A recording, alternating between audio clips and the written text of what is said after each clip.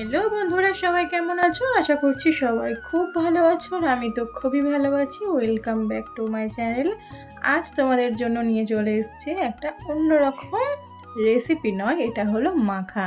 আগে তোমাদের দেখিয়েছিলাম বেল মাখার রেসিপি আর লেবু মাখার রেসিপি। আজ তোমাদের দেখাবো টোকো কুল, মানে টক টক কুল মাখার রেসিপি। সরস্বতী পুজো হওয়ার পরে মা সরস্বতী নিজেই পারমিশন দিয়ে দিয়েছেন টোকো কুল খাওয়ার জন্য।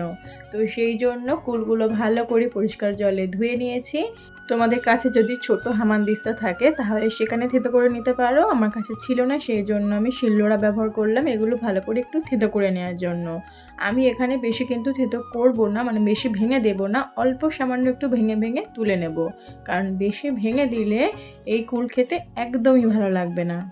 কুলগুলো আনা হয়েছিল পুরোপুরি কাঁচা, অনেক দিন ছিল বলে হালকা হালকা পেকেও গিয়েছে। তোমরা পুরোপুরি কাঁচা কুলে করতে যেও না, এরকম পাকা কাঁচা দুরকম নিয়ে করবে, দেখবে টেস্টটা আরও সুন্দর লাগবে।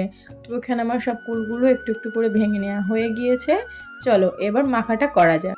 দিয়ে দিলাম বিট লবণ, আর দিয়েছি অল্প পরিমাণে খাওয়ার লবণ, দিয়েছি লঙ্কা গুঁড়ো, আর ভাজা যে মশলা আমি করে রেখেছিলাম সেই ভাজা মশলা এখানে কিছুটা ব্যবহার করেছি। আর স্বাদ ব্যালেন্সের জন্য দিয়েছি অল্প পরিমাণে একটু চিনি, দিয়ে ভালো করে আমি এই কুলটাকে মেখে নিচ্ছি। দেখো কত সুন্দর লাগছে। তোমরা ফোনের ওপার থেকে হয়তো স্মেলটা বুঝতে পারছো না, কিন্তু আমি যখন এই কুল মাখাটা করছিলাম এত সুন্দর একটা স্মেল আসছিল, তোমাদের কি বলবো।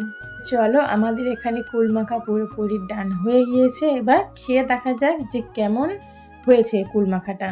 তো আমি খাবো না, প্রথমে দিয়ে দিচ্ছি ননদদের। ননদরা খেয়ে আমাকে রিভিউ দেবে কেমন হয়েছে। তো আমার এই কুল মাখাটা ভালো লাগলে লাইক কমেন্ট শেয়ার করে দিও। নতুন বন্ধু হলে সাবস্ক্রাইব করে আমার পাশে থেকো।